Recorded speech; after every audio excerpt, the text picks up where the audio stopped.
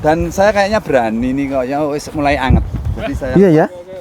Mulai berani ya. Ya enggak apa-apa. Kalau Manireng ya? backdropnya itu yang ngaji itu pakai jadi volcano. Ning rangkepan ya. Wanira ya. Lah, derek lho tak butuhnya mungkin ngeroki repot. Wah, pendaki lawas deh. Singkatannya pelas loh mas. Pendaki lawas. Baik teman-teman semuanya, alhamdulillah dengan semangatnya teman-teman kita ngumpul, kita nikmati sejuknya alam Lawu buka menjangan dengan pencahayaan langsung suryanya hangat. Nikmati nggih.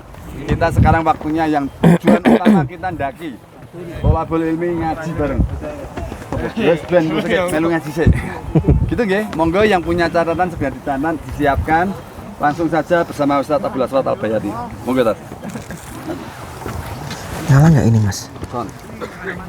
Bluetooth mode. Bismillahirrahmanirrahim. Assalamualaikum warahmatullahi wabarakatuh. Sing mangsuli salam tak dongake utange lunas.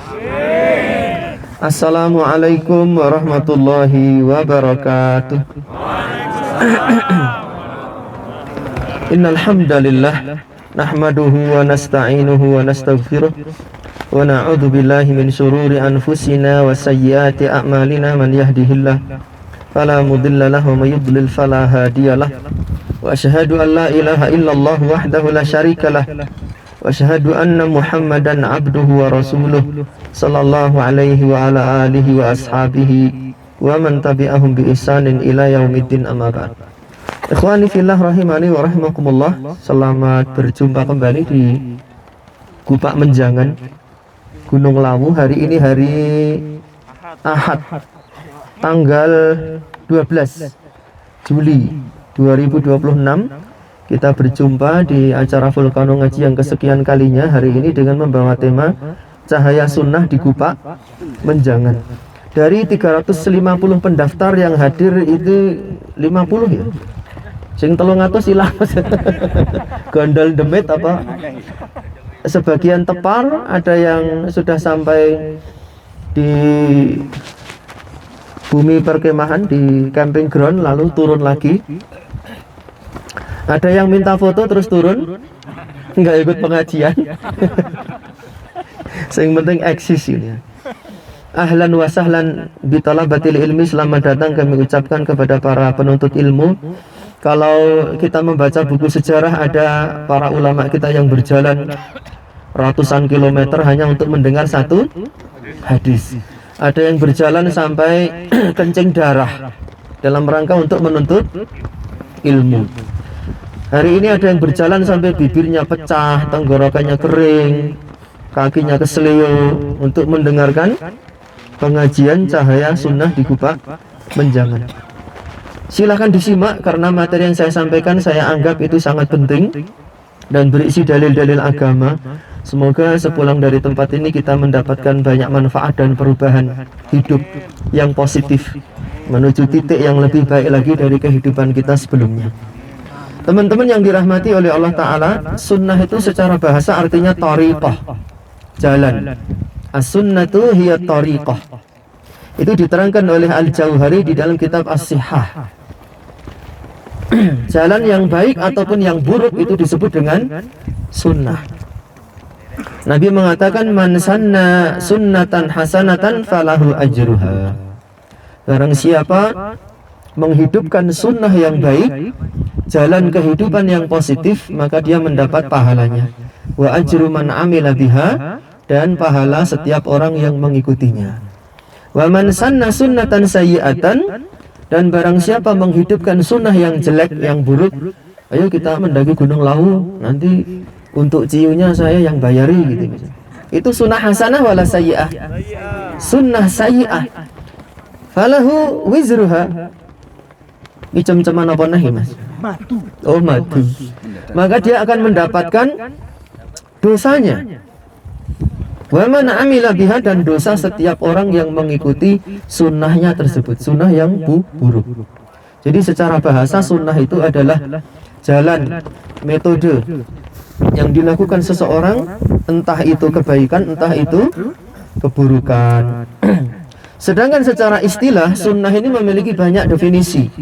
Tapi yang kita maksudkan dalam pertemuan kita ini adalah sunnah menurut definisi para ulama ahli hadis. Kullu, setiap hal, ma udhifa ilan nabi, apa-apa yang disandarkan kepada nabi, min qaulin, berupa ucapan, au fi'lin, atau perbuatan, au sifatin, atau sifat, khalqiyatan kanat am khuluqiyatan, sifat fisik maupun sifat non fisik, itulah sunnah. Jadi sunnah itu, saya ulangi, segala hal yang bersumber dari nabi berupa ucapan maupun perbuatan maupun sifat.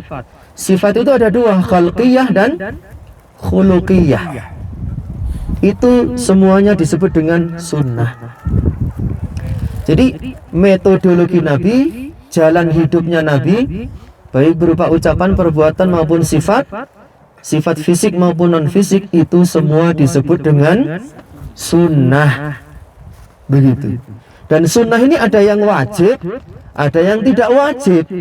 Contoh sunnah yang wajib, menjalankan sholat 5 waktu. Sholat 5 waktu itu adalah sunnah nabi. Yang tidak wajib, poligami. Poligami itu sunnah bukan Mas Eko? Sunnah, tetapi sunnah yang tidak wajib. Seperti itu. Adapun sifat, ada satu yang terlewat teman-teman, takrir. Takrir itu persetujuan nabi. Min qaulin au fi'lin ririn au sifatin khalqiyatan kanat am khuluqiyah. Sifat berupa sunnah berupa ucapan, perbuatan, persetujuan, sifat yang lahir maupun yang batin. Takrir itu contohnya Nabi melihat satu perbuatan para sahabat dan beliau diam saja. Diamnya Nabi menunjukkan beliau itu setuju. Itu disebut dengan takrir. Seperti sahabat memakan hewan apa? Dog atau kadal gurun. Itu hukumnya halal karena Nabi melihat dan Nabi tidak mengingkarinya. Itu disebut dengan takrir. Kalau sifat, teman-teman yang ingin mendalami sifat-sifat Nabi bisa membaca kitab Syama'il Muhammadiyah, tulisan Imam Abu Isa At-Tirmidzi rahimahullah. Itu berisi hadis-hadis yang khusus menceritakan, mengisahkan sifat fisik Nabi maupun sifat non fisik. Ada pertanyaan tentang definisi sunnah? Tidak ada? Sudah paham semua ya? Berarti saya yang bertanya kalau gitu. Sebutkan definisi sunnah secara bahasa dan ulama siapa yang menyebutkannya? Ayo, silakan. Ulama siapa yang menjelaskan? Al-Jauhari, bener. Hadiah Mas Eko, mana Mas Eko? Pak siapa namanya? Pak Salim dari Semarang, Masya Allah. Mau tumbler atau bab? Atau cangkir? Tumbler. Mintanya tumbler. Katanya tumbler paling laris, Mas. Laris. Berarti besok produksi tumbler dinaikkan. Ya, pertanyaan berat-berat. Iya, pertanyaan yang berat.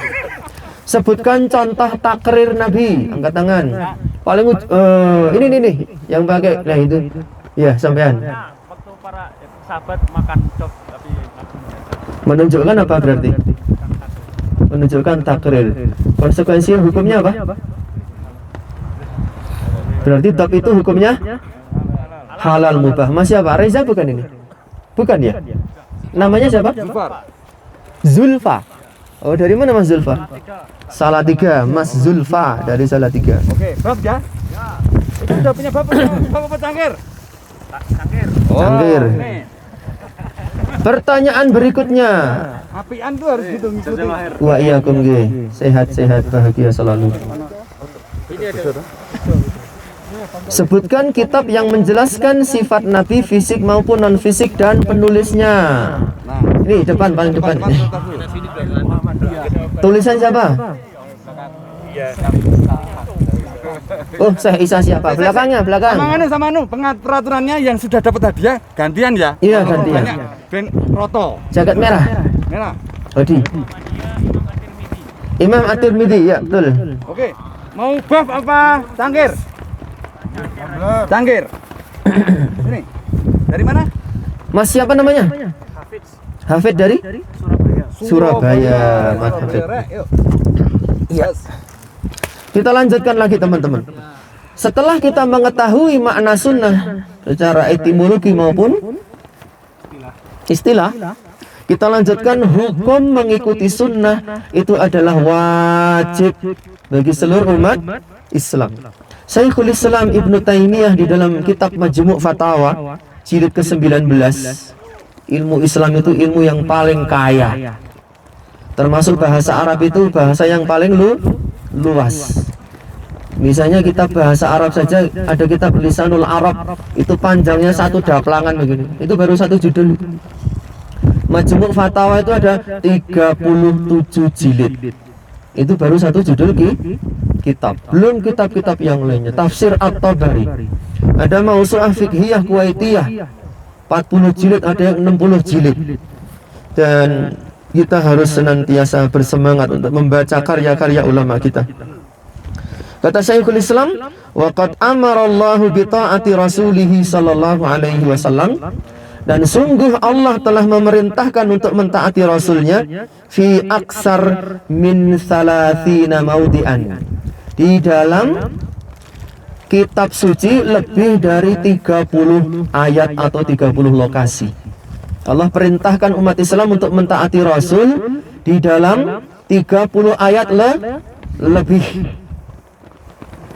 minal Quran, di dalam Al-Quran. Wa qarana, dan Allah menyandingkan ta'atahu, ketaatan pada Allah, bi ta'atihi, dengan ketaatan kepada Rasul. Artinya setiap kali Allah memerintahkan untuk mentaati Allah, pasti diiringi dengan perintah untuk mentaati Rasul. Berapa lokasi tadi? 30 lebih. 30 lebih. Wa qarana baina mukhalafatihi wa mukhalafatihi, dan Allah menyandingkan penyelisihan, pembangkangan terhadap Allah itu sama dengan pembangkangan terhadap Rasul. Kalau membangkang kepada perintah Tuhan saja haram, maka membangkang kepada perintah Rasul hukumnya juga haram. Kama qarana baina ismihi wasmihi, sebagaimana Allah menyandingkan nama Allah dengan nama Rasulnya. Fala yudhkarullahu illa dzukira ma'ahu, dan tidak disebut nama Allah kecuali pasti disebut nama Nabi Agung Muhammad sallallahu alaihi wasallam. Ini pernyataan yang mudah untuk ditulis dan dihafal, tetapi pernyataan ini melalui penelitian yang sangat panjang. Artinya beliau sudah membaca kitab suci Al-Quran itu ya dengan penuh teliti dan mengambil kesimpulan ada perintah mentaati Rasul di 30 ayat lebih. Ini namanya riset. Riset itu ya semuanya harus dibaca kemudian diambil kesimpulan. Ini yang pertama. Dari pembahasan kita yang kedua tentang hukum mentaati Rasul, bahwasanya mentaati sunnah itu hukumnya wajib, bahkan di dalam Al-Quran perintahnya ada 30 ayat lebih. Imam Ahmad Ibnu Hanbal merinci 30-an lebih itu, kalau saya tidak salah ingat ada 33. Pasnya itu 33. Nah, dari sekian banyak ayat itu saya akan bacakan sebagian kecil. Allah mengatakan di dalam surat Al-A'raf ayat 158, Qul ya ayyuhan nas, katakan wahai manusia, inni Rasulullah, sesungguhnya aku adalah utusan Allah, ilaikum jami'an, kepada kalian semua, yang Jawa, yang Sunda, yang Madura, yang Belanda, yang Cina. Alladzi lahu mulkus samawati wal ard, Allah lah sang pemilik kerajaan langit dan bumi. La ilaha illa huwa, tidak ada ilah kecuali Dia. Yuhyi wa yumit, Allah yang menghidupkan, Allah yang mematikan. Makanya ketika Namrud itu mengklaim sebagai Tuhan, ditantang oleh Nabi Ibrahim, datangkan matahari dari arah barat kalau kamu memang Tuhan. Fabuhital qaul, maka terpotonglah ucapannya. Fa'aminu billahi wa rasulih, maka berimanlah kepada Allah dan Rasulnya. Beriman kepada Rasul tidak mungkin kecuali dengan mentaati sunnah-sunnah Nabi Sallallahu Alaihi Wasallam. An-Nabiyil Ummi, seorang Nabi yang buta huruf. Nabi itu tidak bisa nulis, Nabi itu tidak bisa membaca. Ini memang sengaja diciptakan oleh Allah seperti itu untuk menangkis anggapan orang-orang bahwa Al-Quran itu adalah bikinan Muhammad atau karangan Nabi Muhammad Sallallahu Alaihi Wasallam. Loh, kok pemimpin kok nggak bisa baca, nggak bisa nulis? Iya, tetapi beliau memiliki hafalan yang sangat kuat. Ya, Al-Quran itu beliau hafal 30 juz, meskipun tidak bisa membaca dan menulis, tapi beliau mampu menghadirkan ayat-ayat itu melalui hafalan. Alladzi yu'min billah wa kalimatihi, yang beriman kepada Allah dan kalimat-kalimatnya, wattabi'uhu, dan ikutilah dia. Dia siapa? Rasulullah Sallallahu Alaihi Wasallam. La'allakum tahtadun, supaya kalian mendapat hidayah. Surat Al-A'raf ini ayat 153 teman-teman, menjadi syarat mutlak seseorang jika ingin mendapatkan hidayah, jalan yang lurus, jalan yang leres, jalan yang kuat dan kokoh, dia harus mengikuti sunnah Nabi besar Muhammad Sallallahu Alaihi Wasallam. Boleh nanti di sini atau di event Volcano Ngaji berikutnya kita berdiskusi. Loh, kok ada pengikut sunnah Nabi tapi kok jalannya tidak lurus, tapi kok tersesat? Bisa didiskusikan itu. Itu namanya syubhat. Bisa diterangkan asalkan kita bukan termasuk orang-orang yang fanatis. Dan realita zaman, kemudian kejadian di sekitar kita menunjukkan betapa rusaknya jalan hidup orang-orang yang menyimpang dari sunnah Rasulullah Sallallahu Alaihi Wasallam. Penyembahan kepada kebun, kepada pohon, kepada jin, kepada batu. Saya kemarin turun di Pasar Dieng, nemu sesajen kelapa muda, tak ombe, Pak, seger. Mungkin tadi malam demitnya nyariin, jatah makan saya kok nggak ada. Oh, kedisian demit liyo. Barangkali loh ya, barangkali. Ya. Kemudian ada orang yang sampai mencium kaki ustadznya. Kaki ustadznya dicium. Apakah itu sunnah Nabi? Tidak sama sekali. Dalam berbagai riwayat disebutkan Nabi datang itu para sahabat berdiri untuk menyambut, disuruh duduk. Duduk kalian, tidak usah berdiri. Jadi tidak ada pengkultusan terhadap Nabi yang kemudian diwariskan kepada umatnya. Manakala umatnya ini ada oknum 1, 2, 3 melakukan pengkultusan yang ekstrim kepada sesama manusia, maka ketahuilah dia tidak sedang berjalan di atas sunnah Rasulullah Sallallahu Alaihi Wasallam. Kemudian di dalam surat An-Nisa ayat yang kedua, ayat yang kedua yang memerintahkan kita untuk mengikuti sunnah. Surat An-Nisa ayat 80. May yuti'ir rasula faqad ata Allah. Barang siapa mengikuti Rasul, barang siapa mentaati Rasul, dia sudah dianggap mentaati Allah. Kenapa demikian teman-teman? Siapa yang bisa jawab angkat tangan? Silahkan. Barang siapa mentaati Rasul, silahkan. Karena Rasul utusan Allah. Kurang tepat, ada lagi yang lain? Silahkan. Tadi ada Allah menyandingkan pembangkangan kepada Allah sama dengan pembangkangan kepada Rasul. Iya, betul. Silahkan. Mas siapa namanya? Rian. Dari mana Mas Rian? Dari Depok. Depok Rejo apa Depok mana? Depok, Jawa Barat. Oh, Jawa Barat. Soalnya di Purworejo ada Depok Rejo, Mas. Di Bantul juga ada. Pantai Ngombol namanya. Mau apa, Mas? Baf aja. Baf aja. Baf. Mantap. Berapa temennya? Tadi yang dari Cilegon. Oh, yang dari Cilegon ya. Mas Rian. Ya. Udah dapat anunya? Apa? Udah. Emblemnya ya? Udah dikasih ya? tadi. Iya. Ya. Wa iyyakum.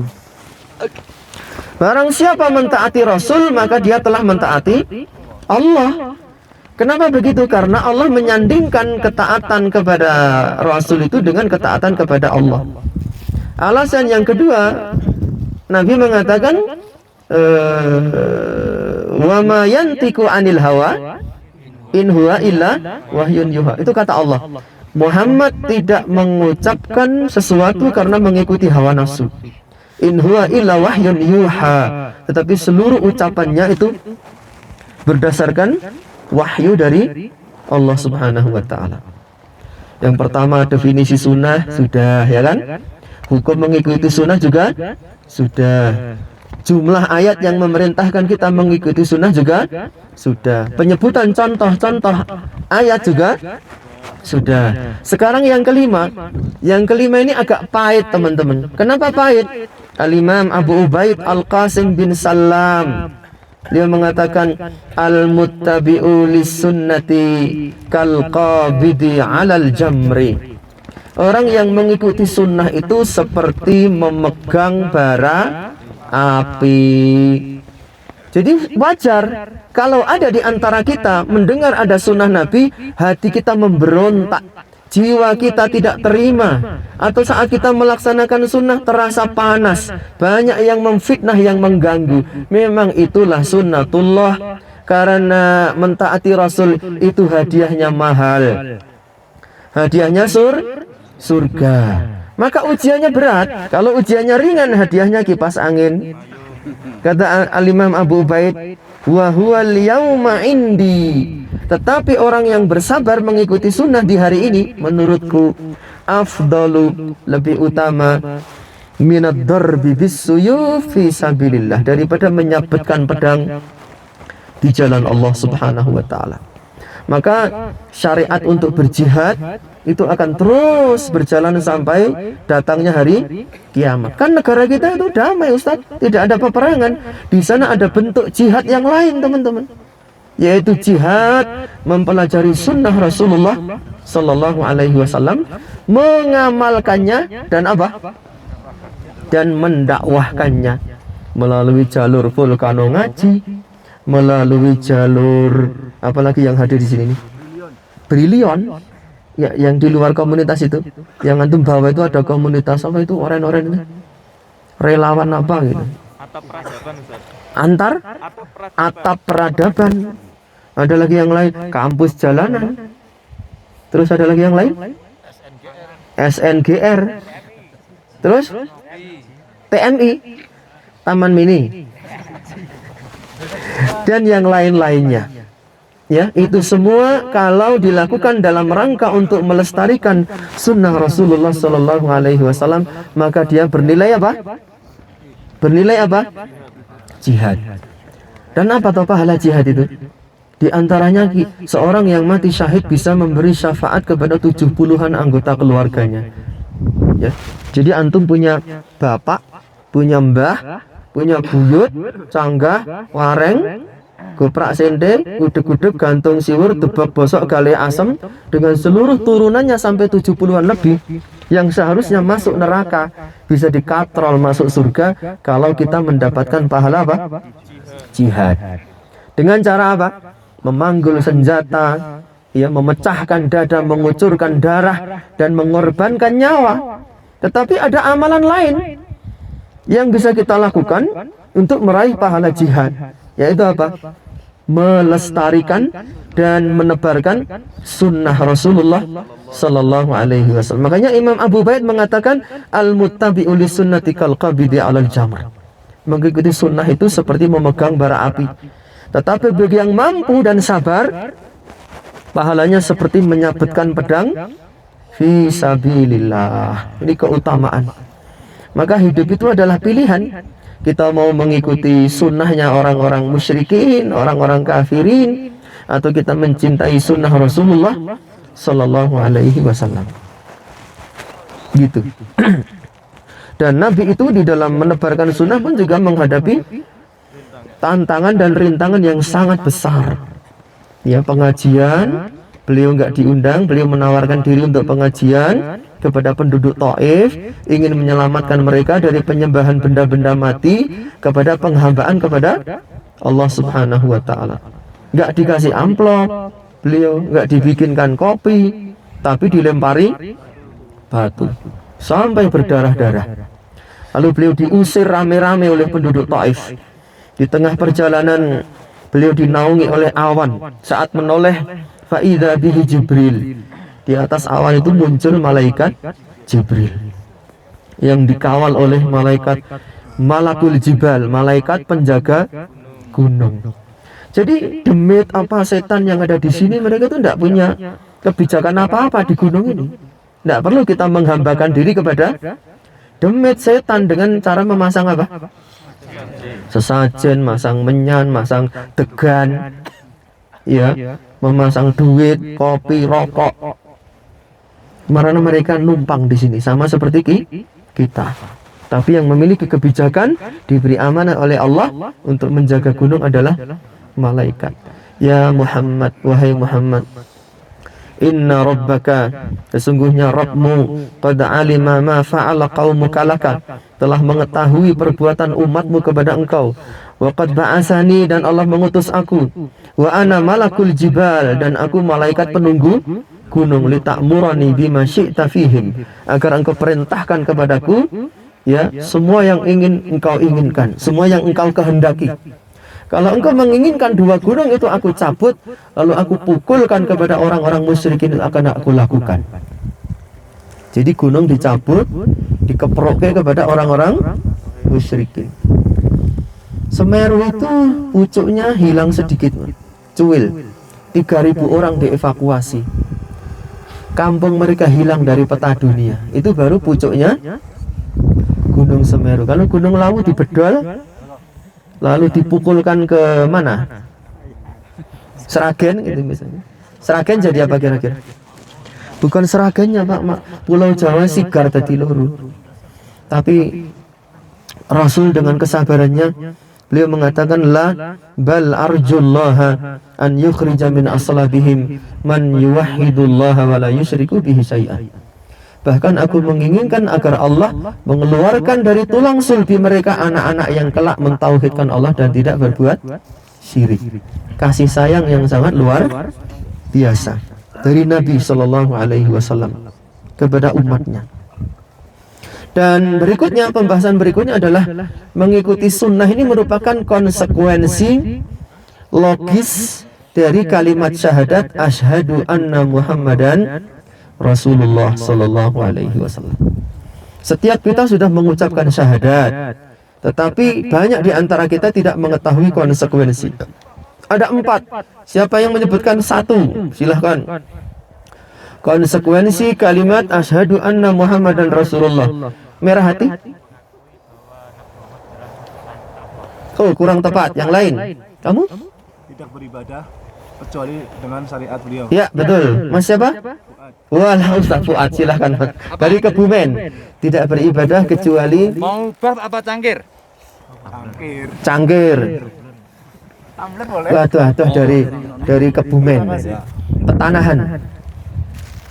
Jadi konsekuensi mengucapkan saya bersaksi Muhammad adalah utusan Allah itu tidak boleh beribadah kecuali menggunakan aturan yang diajarkan oleh Nabi. Misalnya berdoa. Berdoa apakah Nabi mengajarkan membakar menyan atau pakai bunga? Tapi yang bakar menyan pakai bunga itu bersyahadat enggak mereka? Bersahadat. Hakul yakin mereka bersahadat. Ya, mengucap sumpah.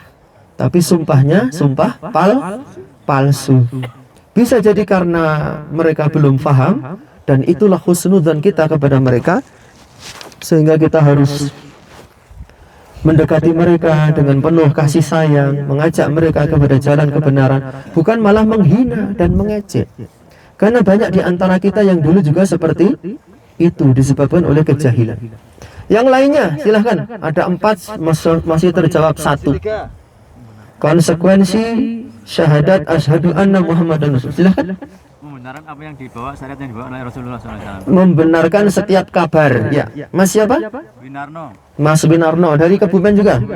Silahkan Mas. Yang kemarin katanya lihat macan ya? Iya, semalam. Wah, lihat macan, bener ya? Bukan lihat tapi bunyi. Ngapusin. Oh. Tumbler ya? Ada 8 orang. Oh, enggak bisa. Nanti dicuil. Aja. Belum dapat hadiah. 1. Baru 1 kali ikut. Oh iya. Oh, bayat. Oh, baik. Senengan dok, yang lain udah pernah ikut? Belum. 6 orang. 6 orang. Ada Apa? orangnya ada nggak? Ada. Mana yang 6 ngacung? 1, 2, 3, 4, 5, 6. Ya, lihat macan semua. Ngapusi meneh. Enggak, Oh, jangan. iya. Dengar apa lihat? Dengar. 1, 2, 3, 4, 5, 6. Emblem itu hanya yang baru pertama kali ikut Vulcano loh ya. Selama masih ada. Wa Masih iyyakum. ada. Lanjut meneh soalnya. Tidak beribadah kecuali menggunakan syariat Nabi. Yang kedua, membenarkan setiap kabar yang diucapkan oleh Nabi. Begitu. Kalau di era dulu orang-orang nggak percaya kalau Nabi itu sudah melakukan Isra Mi'raj. Kenapa? Karena mereka nggak beriman kepada Nabi. Kalau di zaman sekarang banyak umat Islam tidak beriman kepada Nabi, tidak percaya kepada hadis-hadis yang diucapkan oleh Nabi. Di antaranya apa? Keyakinan yang mengatakan bahwa macam-macam demit itu banyak sekali yang ada di negeri kita ini. Pernah Nabi mengabarkan keberadaan demit-demit itu? Kuntilanak, sundel bolong, wewe gumbel, pocongan, banyak sekali. Sedangkan Nabi mengatakan jin itu ada tiga. Antum percaya mana? Sabda Nabi atau mengikuti kabar yang disampaikan di film-film horor itu? Dan keberadaan demit-demit itu hanya ada di Indonesia saja. Di luar negeri tidak ada itu demit-demit yang biasa disebutkan oleh orang. Yang pernah melihat salah satu penampakan demit, angkat tangan. Apa dia melihat apa? Silahkan. Lihat apa Mas Mandra? Pocong. Di mana ngelihatnya? Samping rumah. Beneran itu? Kayaknya. Kasih hadiah, kasih hadiah. Wes lah apa? Kasih hadiah. Pengen apa? Katanya daun pisang ya. Ora, pengen. Kayaknya itu hadiah itu. Apa? Cangkir. Cangkir kene. Kayaknya jaluk tumbler. Ini Bang Mandra. Modal kayaknya dapat hadiah. Terima kasih. Iya. Mungkin ada yang melihat orang yang sudah mati hidup lagi. Saya benar-benar melihat Mbah Joyo kemarin mati. Saya pulang pengajian lihat Mbah Joyo padahal dia sudah mati. Saya tidak mengingkari hasil penglihatan itu, tapi teman-teman perlu tahu hasil penglihatan mata manusia itu lemah. Dan mata manusia itu bisa ditipu atau tidak? Sangat bisa sekali. Jangankan kok kita tuh, Nabi Musa saja, seorang nabi itu matanya tertipu oleh apa? Oleh sihir. Fakhuyyila ilaihim annaha tas'a. Ditakhilkan di mata Nabi Musa seolah-olah tongkat itu berubah jadi apa? Jadi ular kelenggoh. Ya tarakabu ba'duha ala ba'd hatta sarat ka'annahal jibal. Ular itu bertumpuk-tumpuk sampai setinggi gunung. Ini diterangkan di dalam tafsir At-Tabari. Padahal Allah mengatakan itu tetap tongkat, itu tetap tali, meskipun di mata Nabi Musa wujudnya seperti ular. Jadi hasil penglihatan mata manusia itu jika bertentangan dengan dalil Al-Quran dan Sunnah Rasulullah SAW, hasil penglihatan mata itu harus dibuang. Kenapa? Karena mata manusia lemah, bisa tertipu. Yang dilihat Bang Mandra itu yakin itu bukan pocong itu. Karena saya juga pernah mengalami kejadian serupa. Setelah dekat ternyata cuma karung putih aja yang semampir di pinggir pagar. Padahal saya sudah membaca ayat kursi.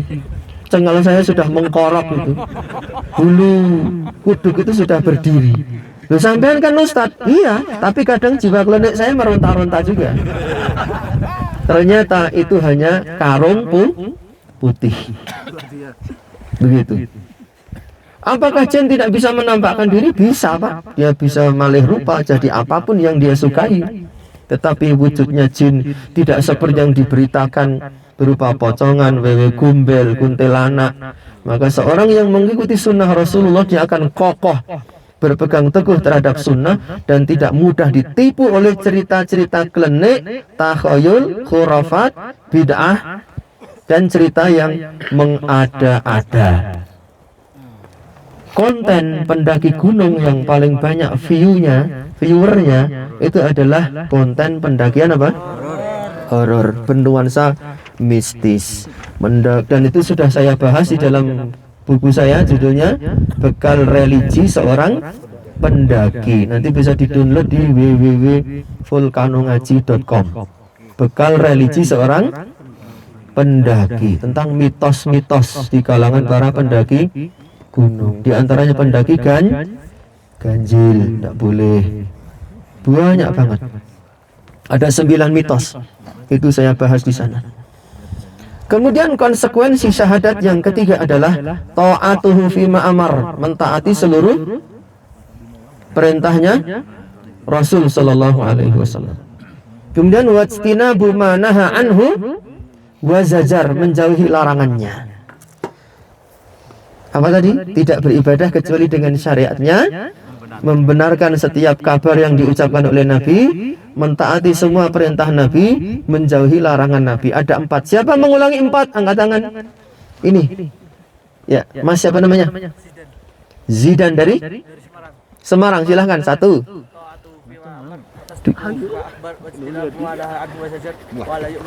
Kamu mau orang jawab, Mang Mas meneng wae.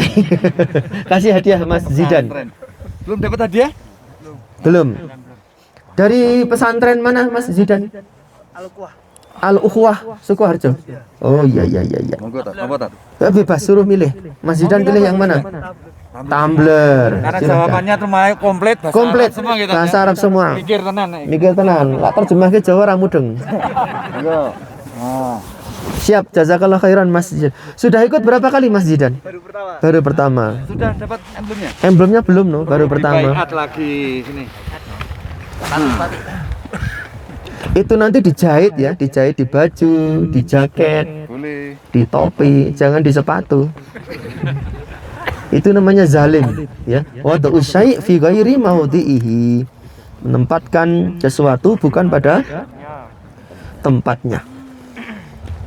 Pembahasan selanjutnya adalah apa ya? Orang yang enggan mengikuti sunnah Rasulullah Sallallahu Alaihi Wasallam itu banyak.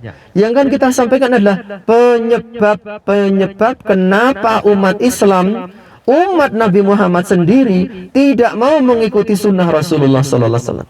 Sebelumnya saya ingin membacakan sebuah ayat. Wa ahallallahu al-bai'a wa harramar riba. Allah menghalalkan jual beli dan mengharamkan riba. Rasulullah pun juga mengharamkan riba. Jelas itu bil ijma, dengan kesepakatan para ulama. Tapi ada nggak umat Islam yang masih bergelimang dengan riba? Penyebabnya apa? Simak cerita saya ini yang dialami oleh sahabat saya. Dia berbicara kepada pengurus kampung. Jadi di kampung itu memiliki dana kas, patungan dari warga terkumpul, lalu dipinjamkan setiap bulannya. Si fulan pinjam 1 juta, nanti harus ngasih lebih 10.000. 100.000 ngasih 10.000. Ada apanya? Bunganya. Ya. Teman saya sudah ngerti itu riba, itu terlarang, dilarang oleh Allah, dilarang oleh Rasulnya. Dia ngomong sama pengurus kampung, Pak, riba ini haram, ini termasuk riba, dilaknat oleh Allah. Orang yang tidak mau meninggalkan riba, kata Allah, fa'adhanu biharbin minallahi wa rasulih. Umumkan perang kepada Allah dan Rasulnya. Jadi dia dosa besar apa kecil? Besar. Dosa besar itu perbuatan yang dilaknat, yang diancam oleh Allah dengan ancaman berat di dunia maupun di akhirat. Itu dosa besar. Di antaranya riba. Terus gimana Mas? Saya mohon dana kas ini dipinjamkan ke warga, tapi nggak usah pakai bunga. Gitu. Wah, nah bunganya ini sebetulnya bukan untuk makan pengurus simpan pinjam ini loh Mas. Buat apa Pak? Itu buat ngasih makan anak-anak yatim, janda-janda tua di kampung ini. Sahabat saya tanya, berapa keuntungannya Pak dari simpan pinjam ini? Nggak mesti Mas, kadang 500, mentok 750.000. Kata sahabat kita ini, Pak, saya siap mencarikan dana zakat untuk kampung kita ini, fakir miskin anak yatim, 3 juta setiap bulan. Syaratnya tolong praktek riba ini dihentikan. Mantap nggak itu? Itu menyebarkan sunnah sekaligus memberi apa? Solusi, bukan polusi. Apa tanggapan pengurus kampung? Buatan sah Mas, ndak usah Mas, saya nggak enak sampean nggak usah cari-cari zakat, biarkan simpan pinjam ini berjalan sebagaimana apa adanya. Mohon maaf usul sampean kami tolak. Mantap nggak itu? Sahabat saya ngadu ke saya, gimana Ustadz ada kejadian seperti ini? Tanggapan saya, Mas, memang berat meyakinkan lalat kalau telek itu mambu dan penuh bakteri. Bener nggak kira-kira? Laler aja mencok ning telek. Telek kuwi mambu, kecing, banyak penyakit, banyak bakteri. Hingga pelah di bunga yang indah, wangi, ada nektarnya, manis, bermanfaat. Apakah laler percaya? Percaya apa tidak? Tidak, karena laler memiliki jargon hidup sekali telek tetap telek. Maka banyak manusia memiliki sifat seperti laler kok telek. Eneng ta menungso telek. Naudzubillah min dzalik. Tapi cerita seperti ini nyata terjadi, dan ini hanya terjadi di satu lokasi apa ada di banyak lokasi yang lain, teman-teman? Banyak. Apa penyebabnya? Wong riba jumlahnya sedikit, haram, dilarang, dilaknat, diancam, diperangi oleh Allah dan Rasulnya. Jumlahnya sedikit, diganti dengan zakat 750 versus 3 juta. Halal, berkah, barokah, manfaat. Tapi kenapa orang lebih suka untuk berpegang dengan yang haram? Itu yang akan kita sampaikan. Apa penyebabnya? Ittiba'ul hawa, mengikuti hawa nafsu. Orang yang seperti ini tidak akan pernah sampai kepada jalan kebenaran, karena dia sudah tidak menginginkan kebenaran itu. Dia menginginkan hawa nafsunya.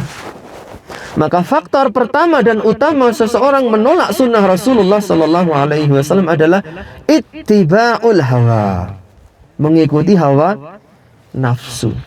Hidup itu pilihan. Kita mau mengikuti sunnah atau mengikuti hawa nafsu. Dan Rasul Sallallahu Alaihi Wasallam mengatakan, la yu'minu ahadukum hatta takuna hawahu taba'an lima ji'tu bihi. Tidak akan beriman salah seorang dari kalian sampai hawa nafsunya tunduk kepada syariat yang aku ajarkan. Seperti itu. Dan saya yakin di antara yang hadir di sini pun juga masih banyak yang lebih memperturutkan hawa nafsunya daripada membuatnya tunduk kepada sunnah Rasulullah Sallallahu Alaihi Wasallam. Tapi kita harus sadar sesadar-sadarnya bahwa penyelisihan terhadap sunnah itu akan memberikan efek yang sangat buruk di dunia maupun di akhirat. Tidak bisa kita sampaikan semua, tetapi Allah menyitir sebagiannya di dalam Al-Quran. فَلْيَحْذَرِ الَّذِينَ يُخَالِفُونَ عَنْ أَمْرِهِ أَنْ تُصِيبَهُمْ فِتْنَةٌ أَوْ يُصِيبَهُمْ عَذَابٌ أَلِيمٌ. فَلْيَحْذَرْ, hendaknya orang-orang beriman itu berhati-hati. فَلْيَحْذَرِ الَّذِينَ يُخَالِفُونَ عَنْ أَمْرِهِ, berhati-hati dari perbuatan menyelisihi perintah Rasul Sallallahu Alaihi Wasallam. أَنْ تُصِيبَهُمْ فِتْنَةٌ, yang akan ditimpa oleh fitnah. Fitnah itu kalau kita lihat kitab tafsir artinya adalah kesyirikan, teman-teman. Loh, kok meninggalkan riba kok membuat orang jadi syirik? Iya. Prosesnya itu tidak spontanitas, tapi syai'an fa syai'an, sedikit demi sedikit. Maka para pelaku kesyirikan itu yang menyebar itu biasanya memang dari awal dia suka hobi menyelisihi sunnah Rasulullah Sallallahu Alaihi Wasallam. Begitu. Dan karena mereka tidak membuat hawa nafsunya tunduk kepada sunnah Rasulullah Sallallahu Alaihi Wasallam. Aw yusibahum adzabun alim, atau mereka ditimpa oleh azab yang pedih. Satu, ditimpa fitnah berupa kesyirikan, lama kelamaan dia diseret menjadi kesyirikan. Yang kedua, ditimpa azab yang pedih. Azab yang pedih itu ada 3. Satu di dunia, yang kedua di alam barzah, yang ketiga di akhirat. Di dunia dapat apa? Ma'isyatan donkah. Wa man a'rada an dzikri fa inna lahu ma'isyatan donkah. Barang siapa berpaling dari peringatanku, maka dia mendapat kehidupan yang sempit. Kehidupan yang sempit itu yang menimpa rohani kita, teman-teman. Ya, contohnya Mas Fatur misalnya. Semalam dia ditimpa kehidupan yang sempit. Kenapa? Karena porternya belum datang gitu. Lalu dia gelisah, harap turu tangi. Apa kurang makan? Tidak. Tapi hatinya sempit, dadanya sempit. Menunjukkan manusia itu terdiri dari jasmani dan rohani. Semalam saya juga ditimpa kehidupan yang sempit selama beberapa menit. Di tengah tidur saya kepikiran ibu saya yang 2 bulan lalu meninggal dunia. Sampai saya pengen teriak, membayangkan masa-masa beliau sakit sampai nggak ada itu. Lalu saya membaca ayat kursi dan membaca doa perlindungan. Tahu-tahu perasaan itu hilang. Artinya ada orang-orang yang hidupnya bergelimang harta, tetapi hatinya sedih. Kenapa? Karena dia ditimpa oleh ma'isyatan donka, bunuh diri, stres, bunek. Akhirnya semua gunung didaki. Gembira pas foto, pulang bunek lagi, pergi ke gunung lagi, sampai dia itu bercita-cita, saya pengen mati di gunung aja. Ada nggak seperti itu? Ada. Saya mendaki gunung dari 2009 teman-teman. Ada orang-orang ekstrim mendaki gunung. Saya punya anak, tolong usulan nama anak yang mengandung makna gunung, katanya. Ada itu. Apa contohnya nama anak yang identik dengan gunung misalnya? Surken. Nah, anaknya namanya Surken. Kita hanya ada Surya saja, nggak ada kencananya. Ada Mas Surya sini tapi nggak pakai kencana. Ada lagi nama yang lain? Selamat, ya Selamat. Selamat, saya punya anak tak kasih nama Selamat gitu. Apa nih Mas? Dewi Rinjani gitu misalnya. Argopuro kok wagu ya nama anak Argopuro. Karten. Nama anak saya Karten Raharjo gitu misalnya. Itu saking ekstrimnya. Sampai ada yang bercita-cita, saya pengen meninggal di gunung, pengen mati di gunung. Ya, dekapan maut, gunung selamat gitu misalnya. Kenapa kamu munggah gunung? Kenapa tuh naik gunung? Seandainya jurang itu bisa memantulkan suara hatiku, maka ia akan mengabarkan tujuanku mendaki gunung. Pret aku. Mbak ya biasa wae ngono lho. Tak loloh tongkat sisan ngono. Jadi hobi itu boleh, tapi ngaji nomor 1. Ini bukan sekedar untuk pajangan, untuk foto, enggak. Tapi untuk ngasih peringatan ke teman-teman. Apa itu? Ngaji nomor 1. Hobi tanpa ngaji seperti wali tanpa karomah. Hobi tanpa ngaji seperti wali tanpa karomah. Apa artinya? Bohong, getebus. Ya. Terus ada lagi itu apa itu? Tauhid selawase. Pertahankan kalimat syahadat selama hayat masih dikandung jasad. Katakan no untuk berbagai macam kesyirikan. Jadi apa? Perkara pertama yang mengakibatkan orang menolak sunnah tadi? Mengikuti hawa nafsu. Meskipun tahu dirinya salah, meskipun tahu Islam itu membawa kebaikan, kemanfaatan, tapi dia akan menolaknya karena tidak sesuai dengan hawa nafsunya. Yang keberapa sekarang? Al-aqlu. Apa al-aqlu? Akal. Rasio, semua ditimbang dengan akalnya, dan dia menjadikan akal itu sebagai puncak dari timbangan kebenaran. Kalau nggak cocok dengan akalnya, dia akan tolak. Padahal teman-teman, kita mengatakan orang-orang yang senantiasa mengedepankan akal itu, yang menjadi timbangan kebenaran itu akalnya siapa? Karena akal satu orang dengan akal orang lain itu berbeda-beda, tidak sama.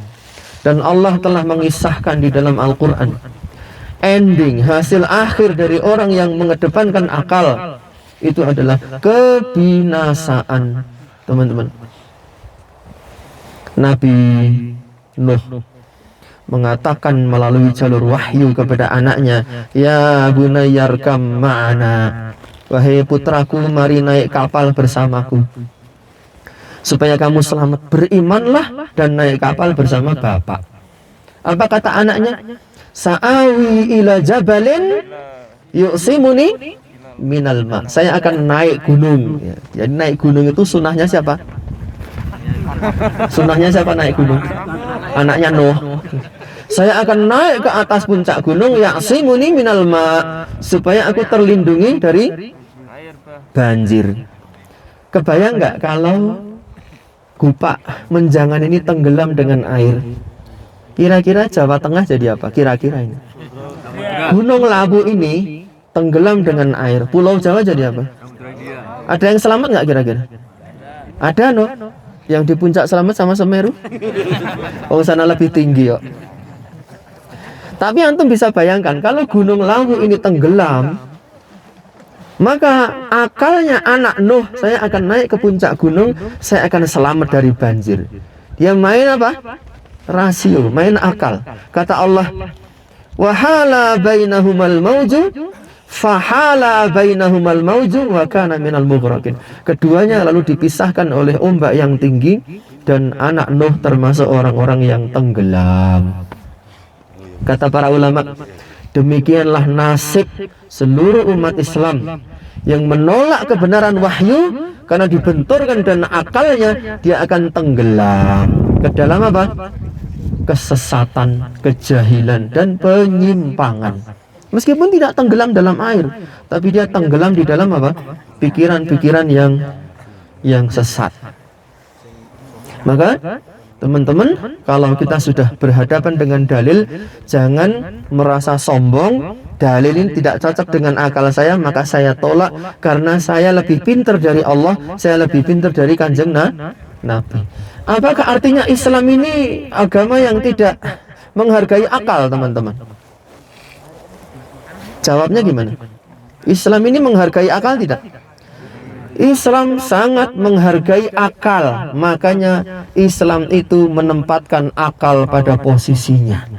Ada area-area yang tidak mampu dijangkau oleh akal manusia, benar apa tidak? Coba siapa yang tahu jumlah idep bulu matanya? Angkat tangan, angkat tangan yuk. Yang tahu jumlah idep bulu matanya berapa? 100. Antum hitung dulu, baru saya percaya. Kasih hadiah mas, kasih hadiah mas. Udah dapat hadiah belum? Belum. Ya kasih hadiah. Alah modal idep ya kali. Mau cangkir apa? Bang, cangkir mawon. Oke. Tapi antum yakin nggak 100 itu? Yakin? Mboten yakin. Bener toh? Nggak tahu dia. Artinya akalnya dia tidak mampu menjangkau. Ya. Padahal tiap hari ditonton di depan mata. Tapi dia jujur, saya juga tidak yakin dengan jawaban 100 katanya.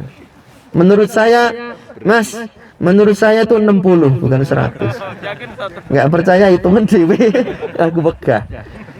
Benda yang tiap hari ada di depan mata kita aja, kita tidak mampu menjangkau dan menghitungnya. Berapa mili darah yang antum miliki totalnya? Berapa bulu yang tumbuh di badan antum itu? Tidak mampu dijangkau.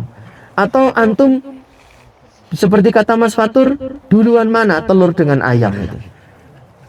Antara telur dengan ayam mana yang lebih dulu? Atau antum menjangkau di mana ujung dunia ini?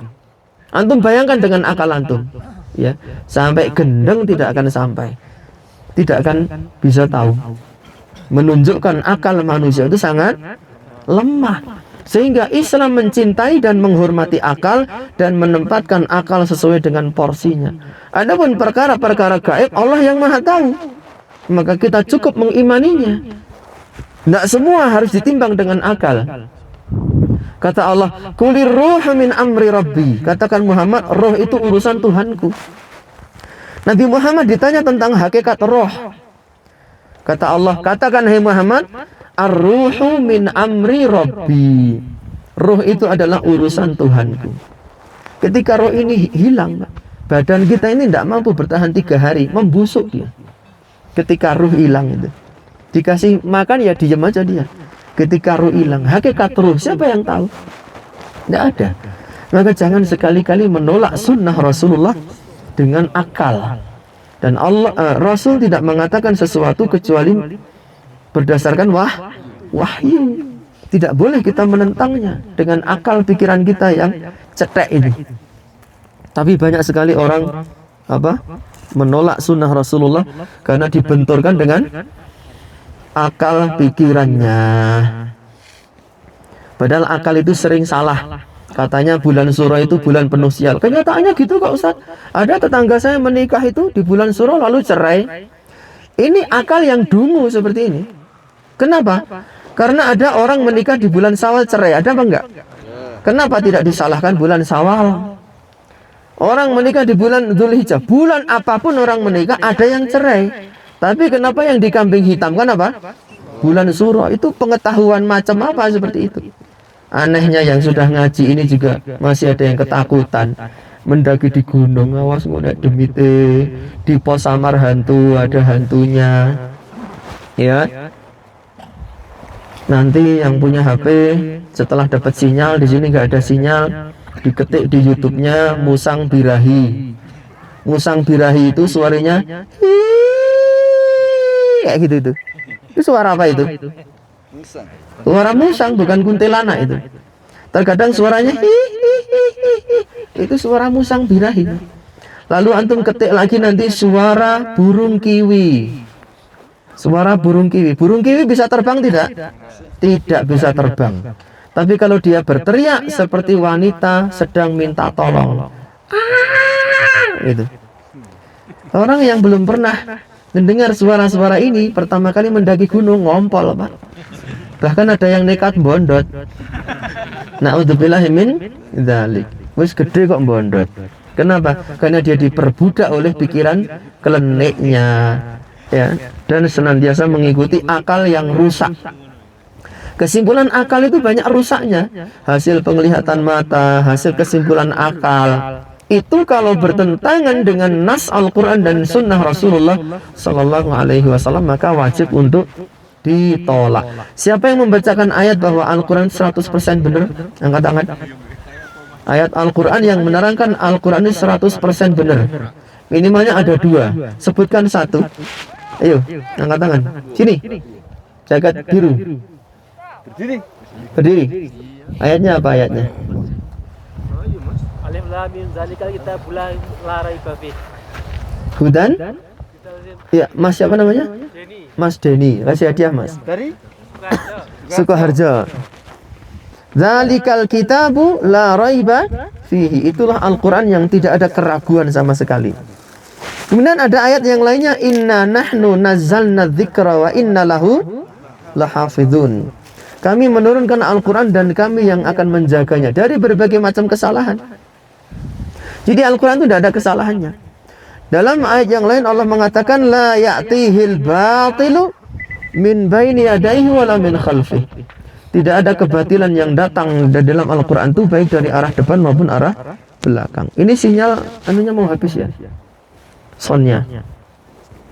Yang ketiga adalah at-ta'assub, fanatisme, baik kepada nenek moyang maupun kepada guru. Di antara yang menyebabkan orang menolak sunnah adalah sikap apa? Fanatisme, dan itu diterangkan oleh Allah. Wa kadzalika ma arsalna min qablika fi qaryatin min nadhirin illa qala mutrafuha. Demikianlah tidaklah kami mengutus sebelum engkau seorang rasul kepada satu kaum kecuali kaum itu mengatakan inna wajadna aba'ana ala ummah. Sesungguhnya kami mendapatkan nenek moyang kami berada di atas satu jalan. Wa inna ala atharihim muqtadun. Dan kami hanya ingin mengikuti jalannya nenek moyang kami. Saat diajak mengikuti jalannya Rasul, dia mengatakan kami hanya mau tunduk kepada ajaran nenek moyang. Dan dikemas, ini kayaknya mau habis ya. Dikemas udah habis ini. Cek. power bank kok ya? Enggak, saya tak teriak aja enggak apa-apa. Bentar lagi. Dan rata-rata orang itu mengemas ajaran nenek moyang itu dengan istilah adat dan apa? Budaya. Bukan berarti Islam itu menolak budaya, enggak. Sama sekali tidak. Dan Nabi itu juga melaksanakan budaya Arab. Contoh satu yang dianggap sunnah padahal dia aslinya adat Arab. Siapa yang ngasih tahu? Rambut gondrong. Itu bukan sunnah, itu budaya Arab. Nabi rambutnya gondrong. Itu bukan karena menggondrong rambut itu sunnah. Karena memang tidak ada perintah yang mewajibkan maupun yang menyunahkan untuk memanjangkan rambut. Mas siapa namanya? Siapa? Siapa? Udin. Amrudin. Dari mana Mas? Klaten. Silahkan Mas, hadiahnya Mas. Ada lagi yang lain? Jiwar Ustaz. Apa? Jiwar. Antum sudah dapat hadiah toh? Yang belum aja. Yang belum dapat hadiah. Sorban yang gimana? Sorban kan macam-macam. Yang gimana? Antum terangkan bentuknya gimana, ciri-cirinya gimana? Yang Arab pun macam-macam. Ada yang topi dikasih kain merah itu, dikasih ini, ada yang diikatkan. Terus? Diikatkan terus gimana? Di belakangnya dia Ada apanya? leher. Ada ekornya, iya kan? Iya. Itu namanya imamah. Jadi yang disangka sunnah padahal itu adat Arab adalah imamah. Surban diikatkan di kepala, lalu ada ekornya di belakang sekitar 1 jengkal atau 2 jengkal. Itu imamah. Itu bukan sunnah, bukan syariat. Itu adat istiadat orang Arab. Yang menjadi sunnah itu memakai penutup kepala. Mau belangkon, mau pecinya orang Cina, mau belangkonnya orang Madura. Seorang lelaki muslim disunahkan pakai penutup kepala. Mau hodi, ya, seperti itu. Topi, asalkan bukan topi Sinterklas. Karena topi Sinterklas itu sudah masuk kategori tasyabuh bil kuffar. Itu penyebab orang itu menolak sunnah karena apa? Fanatik kepada ajaran nenek moyang. Bahkan sampai ada yang membenci sunnah gara-gara ingin mempertahankan apa? Ajaran apa? Nenek moyang. Meskipun itu berupa rebutan tai kebo. Terjadi enggak itu? Terjadi. Pelakunya orang Islam bukan itu? Ya KTP-nya Islam, Pak. Iya. Mereka mengucapkan kalimat syahadat, ya, tapi mengambil berkah dari tai kebo. Dan mungkin ada yang hadir di sini pernah mengikuti ritual itu. Baik kemarin ataupun di masa lalu. Panitia. Na'udzubillahi min dzalik. Kenapa? Karena dianggap ini merupakan apa? Berkah. Kearifan lokal. Siapa yang namanya Arif? Angkat tangan. Dapat hadiah mana? Oh ya, Pak Arif. Dari mana Pak Arif? Klaten, kasih hadiah. Ini Pak Arif. Arif. Ada lagi Arif? Oh, mau orang ngacung barengan oke. Orang apa sih lo ya? Arif satu berdiri. Berdiri satu lagi tuh. Mana Arif? Ini nih baju, ini dulu jaket merah tuh. Arif dari mana? Jogja. Sini. Bafe saya kira kayak Pernah rebutan apa enggak? Sekali ikut. terus apa? Oh, belum. Sini. Oh, balu pertama tuh. Oh iya, aku. Oh, iya. Arif. Dari mana, Arif? Madiun. Madiun. Arif Madiun. Arif kok ketenan iki. Itu tuh. Ora ono tambahan Arifin bareng ora ono. Arif aja. Arif Anto ora ono. Kok jenenge Arif Anto? Arif siapa? Arif siapa? Dari mana? Arianto apa Arif? Jogja. Mau enggak?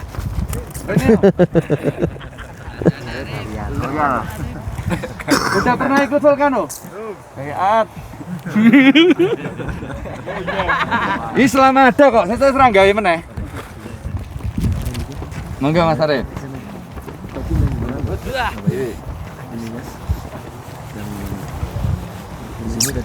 Saya lanjutkan teman-teman. Bahayanya orang yang menyelisih sunnah, yang pertama, amalan kebaikannya akan dihapus oleh Allah. Yang kedua, akidahnya akan rusak. Sementara orang yang menghadap Allah dalam keadaan akidahnya rusak, dia akan celaka. Illa man atallaha biqalbin salim. Kecuali orang yang menghadap Allah dengan akidah yang benar, dia yang akan selamat. Kalau kita mati dalam keadaan akidah kita tidak cocok dengan sunnah, maka kita akan celaka. Yang ketiga adalah adzabun alimun fid dunya wal akhirah. Azab yang pedih di dunia maupun di akhirat. Materinya sangat banyak sekali Mas Eko, tapi tidak mungkin disampaikan semua. Saya tutup dengan mukhalafat ya yang terjadi di atas gunung. Penyelisihan syariat yang terjadi di gunung. Nanti teman-teman bisa membaca sunnah-sunnah di gunung di buku yang tadi saya sampaikan. Yang pertama adalah adamu dzikrillah wa tasabbuh bil hayawan. Tidak berzikir dan suka menyerupai hewan. Itu saya saksikan sendiri. Banyak pendaki itu ngelihat matahari terbit, begitu terbit dia teriak-teriak seperti kera, Pak. Ada yang seperti itu kan tadi? Ya. Itu dilarang. Umat Islam dimuliakan oleh Allah, diangkat derajatnya. Walaqad karamna bani Adama. Dan sungguh kami telah muliakan anak-anak Adam dibandingkan jin dan hewan. Tapi ada manusia yang suka memiliki hobi menirukan apa? Hewan. Dengan apa? Bisaut. Dengan apa? Bil harakah. Dengan apa? Bil hay'ah. Dengan suara, dengan gerakan, maupun dengan dandanan. Ada orang barat itu saking kepingin mukanya seperti anjing, ditato, hidungnya dipotong, lalu dikasih taring supaya mirip dengan babi, supaya mirip. Itu hay'ah. Ada orang menirukan gerakan binatang. Ada orang menirukan suara binatang. Dia melihat keindahan itu tidak berzikir, tapi apa? Teriak seperti kera. Bahkan ada yang beker, wah, kayak gitu. Na'udzubillah min dzalik. Dan Allah melarang kita menyerupai hewan di dalam sholat. Sebutkan hewan apa saja yang dilarang untuk diserupai di dalam sholat. Anjing, benar, kasih hadiah. Ada lagi yang lain? Ini yang belum dapat. Yang belum dapat. Sudah dapat belum? Unta, betul. Ini masnya ini. Siapa namanya? Afi. Nafi. Kayak tentara Amerika ya. Mana? Ini Mas, Nafi. Ya, belakang.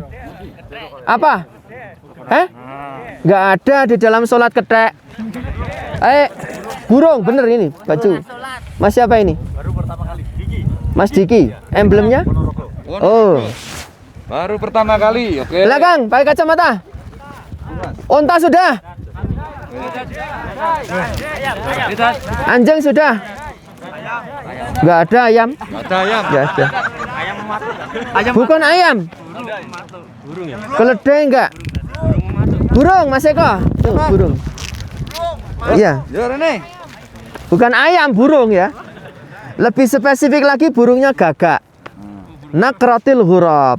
Jadi kalau sujud begini aja dia. Waduh. Unta sudah? Oh nyuwun Bang mboten entuk sakniki entuk ngenyek nih. Oh iya. Kalau ngenyek capek ya. Saya tak berdiri ya Mas ya. Suaraku kalah ya. Unta sudah. Burung sudah. Anjing sudah. Bukan. Salah, keledai. Keledai salah, enggak ada. Salah diulang-ulang toh. Bukan, salah. Kuda, betul. Mas siapa ini? Ini nih. Siapa yang kuda tadi bilang? Ini loh. Juara brilian ini loh. Kuda itu saat salam. Assalamualaikum warahmatullah. Assalamualaikum warahmatullah. Itu dibilang Nabi seperti ekor kuda yang liar. Kalau burung sujudnya tidak tumak ninah. Kalau anjing ketika sujud ini nempel semua di tanah. Harusnya ini lututnya diangkat begini. Kalau unta gimana? Ketika turun gimana? Tangan dulu apa lutut dulu?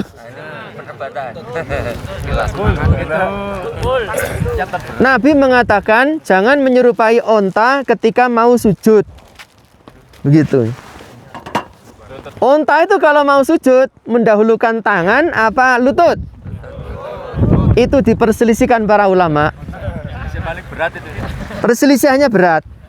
Bagi yang meyakini lutut unta itu di kaki depan, maka orang yang sujud mendahulukan lututnya itu menyerupai unta. Karena unta itu lututnya di kaki depan. Dia kalau sujud begini. Lalu ndekem. Ya, lutut dulu yang depan baru belakang. Pertanyaannya lutut unta itu di mana? Kaki depan apa belakang? Sak karepmu. Bebas. Yang meyakini lutut unta di depan, jangan sujud mendahulukan lutut. Yang meyakini lutut unta di kaki belakang, jangan sujud mendahulukan tangan. Karena itu menyerupai unta. Tapi kenapa pendaki menyerupai hewan ketika ada di hutan, teriak-teriak melihat matahari terbit, berteriak seperti teriakan kera. Harusnya kalau melihat sesuatu yang menakjubkan, apa yang kita baca? Subhanaka ma khalaqta hadza batila. Maha suci engkau wahai Allah, engkau tidak menciptakan ini sia-sia. Wah, semi. Wedian gitu misalnya. Ada yang seperti itu, ngacung. Tak kasih hadiah, belakang kan mas, belakang. Ada sing aku. Ya, sini. Kayak wis entuk dia, Bro. Ya, yang lain. Yang Gitu. lain. Yang belum dapat hadiah. Siapa yang kalau ngelihat sesuatu menakjubkan, miso? Nih. Ngaku, mana? Ngomong apa? Kewendeng itu. Ngomongnya gimana? Hah? Wedian gitu katanya mas. Kasih Dapat hadiah. hadiah belum? Ya. Tapi kalau setelah dikasih hadiah mau nggak merubah kebiasaannya mas? Biasanya. Dirubah jadi apa mas? Ya. Siap berubah. Oh gitu ya. Ya. Dari mana? Dari Jogja. Oh ya. Oh temennya Arif. Ya. Sama-sama. Sehat bahagia selalu. Itu penyelisihan yang apa? Yang pertama. Kalau naik baca? Turun? Kenapa kalau naik baca takbir? Kita naik tinggi, masih ada yang lebih tinggi. Kalau kita turun, Maha Suci Allah dari sifat rendah dan turun. Gitu. Jadi tanjakan itu jangan dikasih nama tanjakan asu. Ya. Di gunung mana itu? Ulirang ya. Arjuna ada juga ya. Kasih tanjakan takbir. Jangan tanjakan kiri. Yang kedua adalah tidak memiliki kepedulian terhadap sholat. Tidak sholat. Padahal Nabi mengatakan mamin salasatin fi qaryatin wala badwin. Tidak ada 3 orang di tempat yang berpenduduk maupun di tempat yang tidak berpenduduk. Tiba waktu sholat mereka tidak sholat illa qad istahwadha alaihimus syaitan, kecuali telah dikuasai oleh setan. Ada orang datang ke saya, tolong bakarkan jimat ini. Loh kenapa tidak dibakar sendiri? Kemarin saya bakar adik saya kesurupan. Adiknya tidak sholat. Iya ya udah temennya kok itu. Maka kalau kita sholat di gunung, insya Allah tidak ada yang bisa mengganggu. Yang kedua, tidak mau sholat pakai sendal dan sepatu. Coba bayangkan itu. Nabi mengatakan, "Shallu ala ni'alikum." Sholat di atas sepatu kalian. Fa innal yahuda, karena orang Yahudi la yusallu ala ni'alihim, tidak mau sholat pakai sepatu. Maka sholat pakai sepatu itu merupakan sunnah Nabi Sallallahu Alaihi Wasallam. Setidak-tidaknya sekali seumur hidup kita lakukan. Kapan kira-kira sholat pakai sepatu? Di gunung. Lah malah nyeker. Ketika jalan nggak pakai sepatu, ketika sholat malah nyeker. Terus antum mau sholat pakai sepatu di masjid? Ayo ditapu iraimu no. Aro takmire. Ya apa enggak? Ini sunnah yang jarang orang lakukan. Ketika di gunung itu pakailah sepatu. Ini sunnahnya Nabi. Makanya dalam satu hadis Nabi sholat. Di tengah sholat malaikat Jibril turun, Muhammad sepatumu kena najis. Nabi melepas sepatunya di tengah sholat. Lalu para sahabat ikut melepas sepatu. Kata Nabi, kenapa kalian melepas sepatu? Karena Nabi melepas sepatu, kami ngikut. Jangan, karena saya kena najis sepatunya. Jadi sholat menggunakan sepatu itu merupakan sunnah. Yang belum pernah sholat pakai sepatu, angkat tangan. Itu bapaknya. Yang sepuh. Ya, pakai jaket biru. Pak siapa? Pak Widarto, dari Sidoarjo ya? Oh, Magetan. Silahkan mas, hadiahnya mas. Tadi selama di sini sholat mboten, Pak? Sembrono. Makanya Pakai sepatunya mboten mau. Dilepas. Oh, ya ternyata tetap dilepas. Nanti kedepannya diamalkan ya Pak ya. Monggo Pak. mriki. Sholat pakai sepatu. Selain mendaki gunung kapan? Saat sholat Idul Fitri. Ya nggak kebagian tikar. Pakai sendal, pakai sepatu. Berhenti di pinggir jalan tol. Misalnya waktu subuh udah mau habis sholat di mana? Di pinggir, jangan di jalan tol. Untuk nanti. Yang ketiga, meninggalkan jamak qashar. Meninggalkan apa? Jamak qashar. Karena Allah mengatakan yuridu bikumul yusra wala yuridu bikumul usra. Allah menghendaki kemudahan dan tidak menghendaki kesulitan. Nabi mengatakan, gimana tuh kata Nabi, saya lupa Mas Eko. Apa ya? Innallaha yuhibbu an tu'taru khasuh. Allah itu bahagia kalau rukhsahnya diambil. Kama yakrahu an tu'ta maksiyatuh. Sebagaimana Allah benci jika maksiatnya dilakukan. Jadi saat orang safar itu ada 6 rukhsah. 1 boleh jamak, 2 boleh qashar. Yang berikutnya siapa sebutkan? Ya. Boleh membatalkan puasa. Ya, betul. Kasih hadiah. Demikian Pak. Puasa Ramadan maksudnya. Orang safar itu boleh jamak, boleh qashar, boleh membatalkan puasa Ramadan. Silakan Pak. Ada lagi yang lain? Silakan. Boleh tidak Jumatan. Kasih udah. Cingkir, mau cingkir oh. Oh, cingkir. Oh, ngenyang. Oh, tenang dulu, Nah, saya. Sini udah. Lah berarti sangu cingkir ya. Oh, lah iya. Cingkir ini kalau bahasa Jawa Tengah itu lambe. Cangkir aja. Rasa kakean cangkir ngono. Cepat, monggo. Monggo. Jazakallah khairan. Boleh jamak, boleh qashar, boleh tinggalkan puasa, boleh apa tadi? Udah tadi? Boleh meninggalkan Jumatan. Kelima. Tayamum bukan.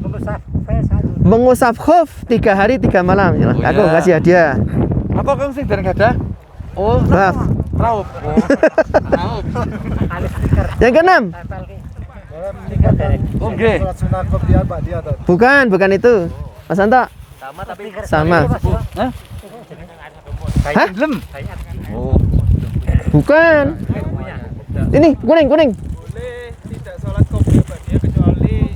Bukan itu. Kan dah. Boleh tidak sholat jamaah. Oh iya betul. Ini. Pak siapa namanya? Belum. Sudah punya emblem? Belum. Dari mana Pak? Klaten, Bang. Oh dari Klaten. Siap. Kasih Mas. Cangkir oh nggih, monggo. Kasepuhannya kan wedang kok. Monggo. Nggih. Nangis tunggal. Oh nggih, mboten. Mboten jawab kok jenengan iki kesaenan nggih malah. Iya, setia kawan. Nanti tekan rumah disigar tadi lur. Kamu separuh, kamu separuh. Latihan kendel ngene. Yang emblemnya dipotong jadi 2 kan? 1 untuk temennya, 1 untuk sampean. Nanti kalau besanan disatukan lagi. Oh, ponaan toh. Ya, ngepek mantu ponaannya ya itu. Meninggalkan jamak dan qashar. Jadi Allah itu bahagia kalau rukhsahnya diambil. Maka kita lakukan itu. Bahkan sebagian ulama sampai mengatakan mengqashar sholat ketika safar itu hukumnya wajib. Sebagian ulama, saya katakan sebagian. Yang berikutnya adalah meninggalkan adzan. Karena ada satu yang membuat Allah itu bangga dan tertawa. Kapan? Saat ada penggembala kambing di puncak gunung, waktu sholat tiba, dia mengumandangkan apa? Adzan. Allahu Akbar gitu. Dan alhamdulillah tadi kita mendengar kumandang adzan. Ada yang langsung sholat, ada yang jingkrung. Ya, kemulan sarung ini. Kemudian yang berikutnya termasuk meninggalkan sunnah la yahfadhu ala salamatin nafs sawaun kana lil jahli aw lit takabbur. Tidak menjaga keselamatan diri baik karena kejahilan ataupun kesombong. Alah Gunung Lawi saya gini gitu misalnya. Ya, itu sombong. Tahu-tahu sikile seleo, tahu-tahu sikile ngelok. dengkulnya ngelok ngancing. Atau karena kejahilan, dipikirnya di Gunung Lawu ini piknik, Pak. Ya, cuma bawa pentol aja. Sudah nggak bawa apa-apa. Ini membahayakan diri sendiri dan membahayakan orang lain. Saya nunut di SB-mu ya, ora sedeng nodol. Ya. Apalagi temennya SB-nya warnanya putih semua, Pak. Tangi-tangi, wah, ana nggak apa-apa, Cang, iki aku dul. SB-nya warna putih. Siapa yang punya SB putih total? Punya. SB putih. Kasih hadiah. Ora. Ini. Sing urung di hadiah apa? Tumbler. Ini- Ora ento. Tumbler putih sing cangkir. Oke. Tumbler tuh ada yang spesial nanti. Iki the real of pocongan, Mas. Pocongan. Apa motivasinya, Mas, SB warna putih? Hah? Belinya pas adanya itu. Oh.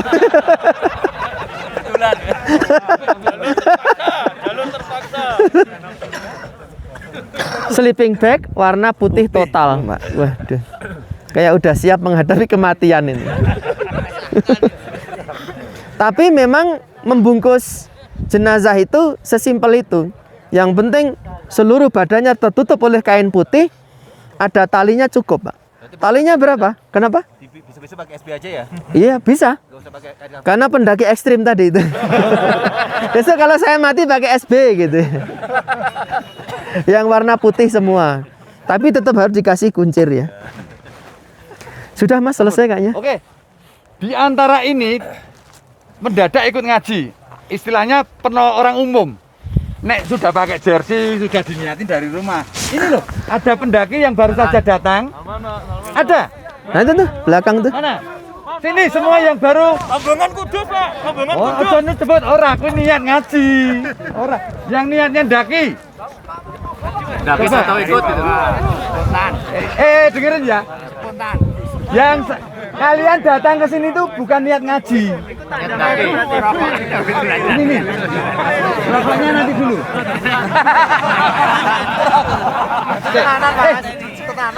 Ini ikut ngaji toh? Orang ngapus. Warga saya. Tak eksekusi dhewe-dhewe iki kok. Oke. Sik. Beres. Beres. Baris. Kok terus ke wedi? Enggak berani. Aku pengen nanya kok, sebentar. Nggak apa-apa, Mas. Enggak apa-apa, santai-santai. Ini aja diri. Namanya siapa? Danang Danang. Dari mana? dari Tawangmangu Tawangmangu. sini Ini tadi kesini ngapain? kerja Kerja. Oh, ala Kerja apa? porter. Oke, siap, gak apa-apa. Ikut ngaji nih mandi. Oke, satu dulu. Tur, mana Tur? Minta stiker Tur. Jenengan Pak? Stiker ini. Pak Lardi. Pak Lardi. Nah ini dia. Oh nggih. Pak Lardi. Niki mau temut ngaji napa pipun? Nggih. Lah napa? Porter. Oh nggih porter. Oke, porter kayak ini iki. Sik, porter. Jenengan kok pun ngagem bar, ajeng nyuwun bar napa cangkir?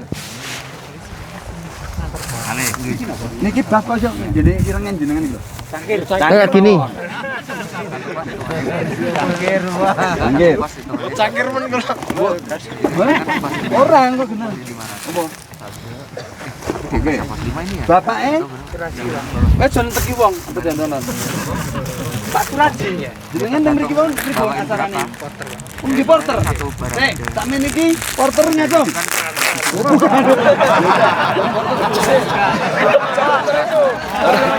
Eksekusi. Oh yang ingkang sampun. Geser. Iki napa iki? Jenengan porter kok tadi? Nggih, ajeng napa? Cangkir mawon. Wah, porter iki perlu perjuangan ndi? Cangkirnya sirah. Cangkire saya sithik, nggih. Cangkire. Jenengan, Pak? Ali. Ngecamp. Saking pundi? Loro. Jenengan ningali niki tertane mboten sengaja. Wonten. Tapi ngajine pun utuh niku. Oke. Bapak niki nggih, niki mawon men getok penanganan volcano. Nggih. Fajar. Fajar. Fajar, dari mana? Dari Semarang, Pak. Dari Semarang? Tujuannya? Tujuannya diajak temen, Pak. Ini teman-teman tuh. Oke. Mereka juga ngajakin Vulkano ngaji, Pak, katanya. Ada saya ikut. Terus ikut tuh. Teman-temannya niat Vulkano ngaji. Ada satu. Sama dua ya. Kamu? Jadinya terinspirasi, Pak. Kasih hadiah. Dijebak ya?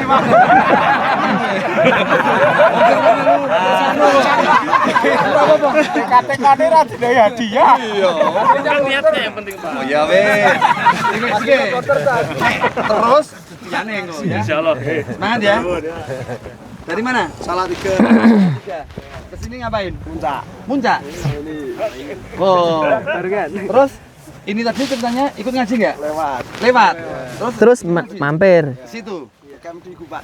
Cuma di gua juga. Kesimpulannya apa jenengan lihat acara kayak gini? Ya seru. Apa ya? Ya makasih Pak. Udah dapat tadi dikasih Mas. Kesimpulannya malah sedih. Ada pengajian di atas gunung. Tapi dingin. Mulainya subuh. Oh gitu, mulainya subuh-subuh. Nah, karepe jam piro? Siang. Satu yang jenengan dapat kesimpulannya dari ngaji ini tadi apa? Ilmu apa? Nek berat untuk hadiah apik, nek ringan untuk hadiah ringan. Tadi jangan takut hal goib-goib di gunung, hantu-hantu gitu Pak. Jangan takut. Pernah takut? Pernah dulu naik di Cemoko Sewu. Kenapa? Ada kayak makhluk bedi gitu Pak. Buto. Apa yang kamu rasa? Delok apa kuwi? Menurutmu? Ya kayak bayangan gede gitu Pak. Ternyata? Kelihatan kaki tuh. Ya gak ada apa-apa pas turun, tapi pas naik tuh kelihatan bayangan gede gitu. Saya kamu simpulkan setelah ngaji piye? Ya memberanikan diri, jangan takut. Paling itu. Hayalan tuh. Bagus. Wes. Tak. Berat iki.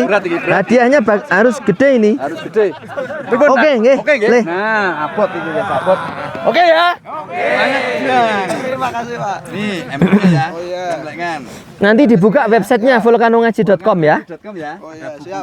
Nah, semangat. Masnya? Yusuf. Ya, Saking Yusuf. Salatiga guys. Solo 3. Iya. Ini tadi ikut ngaji nggak? Nggih. Sareng kali Sareng. Coba sampaikan yang beda. Jangan sama. Sikut. Ayo, alasanmu. Ini tadi nerima apa pengaji acara ini tadi? Yang tadi Pak, apa namanya kalau sholat itu jangan kayak hewan tadi. Nah, contohnya satu yang kayak anjing tadi kalau pas sujud harus diangkat gini. Wah, ini berat iki, Mas. Iya, Mas. Ning sing berat wis entek e. Tetep pulas. Dadi iki. Apa meneh? Tablere wasik kok gini. Burung gagak. Oh. Ya. Jenengan tadi tendanya di mana? Bisa Mas, Gubak Menjangan. Gubak Menjangan. Kalian sholat nggak tadi? Sholat. Ngapa sih dosa lo? Sholat jam 6. Kancamu juga. Salat duha. Enggak apa-apa. Iya, enggak apa-apa. Sip. Tak kompliti we. Ya bot ana iki baf. Baf, stiker. Nah, saling melengkapi ya. Engko wedange tamblere kae. Nah, ini salim Mas Ustaz. Jazakallah khairan, matur nuwun. Nggih sami-sami. Bapak dereng. Porter yang kemarin, Parno. Porter Pak Parno. Oh ya juara kemarin ya berangkat duluan. Pak Parno badhe nyuwun apa? Bangkit mawon. Cangkir mawon. Nggih. Ayo Pak Parno. Isih ta? Parno, stiker sampun Pak Parno. Belum. Sampun. Oh sampun nggih. Bape?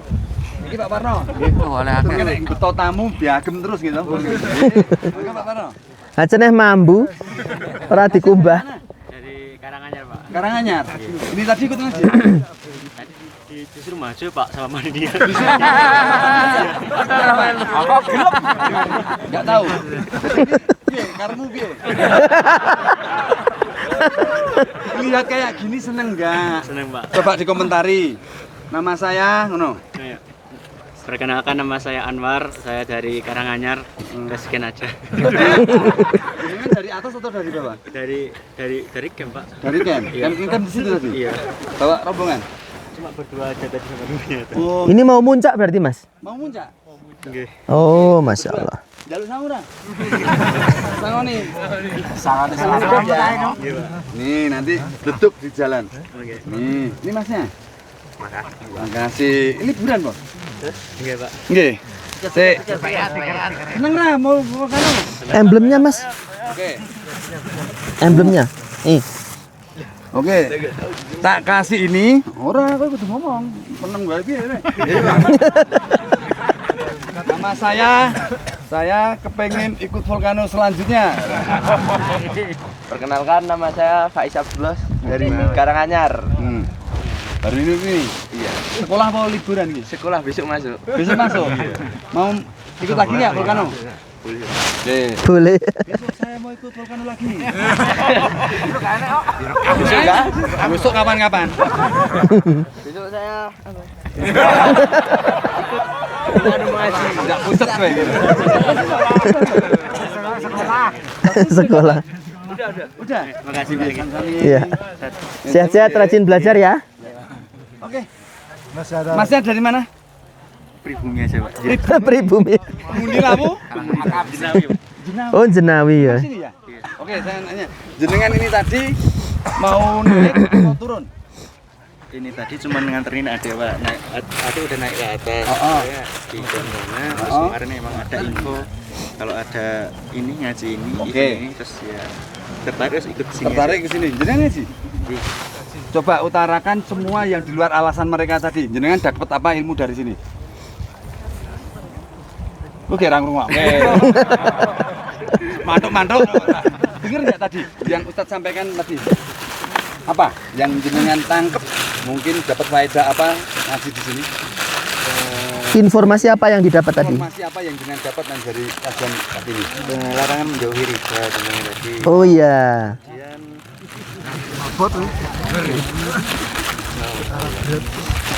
Santai mawon, bebas, salah bebas kok begini.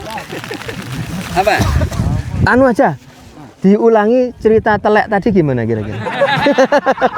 Ingat nggak kira-kira? Laler. Laler, Mas, laler. Ingat nggak? Oh lupa. Ini hadiahnya Mas. Ini Larangan menjauhi riba. larangan menjauhi riba tadi laler. Mau sama Bang? Iya, Pak. Iya. Pengalaman pertama ya? Dari Jenawi. Jenawi itu Magetan Karanganyar. Karanganyar ya. Oh, masya Allah ya. Bukan naik gunung ya berarti ya? Ya lumayan sih, tapi udah lama vakum juga. Pantau volcano ngaji. Kapan lagi cari tempat lokasi yang baru sampaikan biar kita merapat lagi. Nggih. Terima kasih. Monggo. Rani Sami. Sehat bahagia selalu. Cukup Mas? Udah siang? Hah? Oh iya. Ini tongkat ini saya dapatkan di Volcano Ngaji 5 tahun yang lalu. 5 tahun ya? 2021 di pos Suket Kuning. Pos 5 melalui jalur Tambak. Di sana saya dapat tongkat ini. Sehingga tak uri-uri sampai sekarang ini sudah 5 tahun lebih ini. Namanya Kiai Puntir Sungsang. Ini banyak yang menginginkan baik secara online maupun offline. Ya.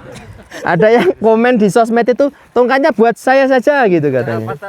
Kemarin ada ketemu itu, wah tongkatnya unik ya buat saya saja.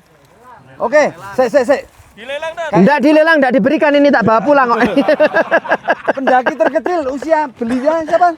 Ada nggak? Oh iya tadi kecil. Anak-anak tadi. Mana tadi? Anak kecilnya tadi mana? Itu depan itu. Sini Mas. Wah, pendaki terkecil nih. Ya sini. Ada yang berani lebih kecil dari beliaunya. Sini. Sini, Cik. Ramadan kelas 3 SD. Ini toh. Wow, kelas 3 SD. Oke, tak tambah ya dia menuangnya. Ada stiker. Ramadan, masih. Tat, kayaknya ada pertanyaan berat madu Tat. Monggo. Oh, Tat. iya. Dengan yang ngasih madu. Ini ya, Dek. Iya. Ngerokok apa piye? Ini, Dek. Mas siapa namanya? Mas Rama. Rama. SD mana Mas Rama? Nama SD-nya apa? SD apa? Rembang Putian. Oh, Kembang. Oh, Kembang Ya, Putian. wis esuk ya, Dek. Nah, Insya Allah. akeh tenan. Sehat seger waras Mas Ya. Rama. Rajin belajar ya. Rajin belajar ya. Jangan nakal ya. Bapaknya aja yang. Yuk, anakku kelas papat ya mentolo tak jai. Iya. Di kelas 3 ini. Iya ya, Insya Allah. Cepitan. Iya. Ada 2 madu ini tadi ada temen yang ngasih hadiah nih Tar. Ya. Versi Ibnu Taimiyah dan versi Imam Ahmad ada berapa lokasi perintah taat kepada Rasul? Silahkan. Sing wis entuk hadiah engko sik lah, sing ngurung aja ya. Oh, ini sudah dapat hadiah. Yang belum. Biar Ini. adil. Ibnu Taimiyah ada 30 lokasi. Iya, bener. Ini hadiahnya. Pilih yang butek apa yang bening? Coklat apa yang kuning? Oh, nggak pilih, Mas. Oh, yang hitam mawon. Monggo, sini Mas. Ditekoni kok bingung ya? Nah, belum dapat hadiah toh? Namanya sinten? Rifan dari Karangpandan. Oh nggih. Oh, Karangpandan, Karanganyar. Jazakallah khairan. Satu lagi. 3 ayat yang menyebutkan Al-Quran tidak pernah salah. Mana tadi?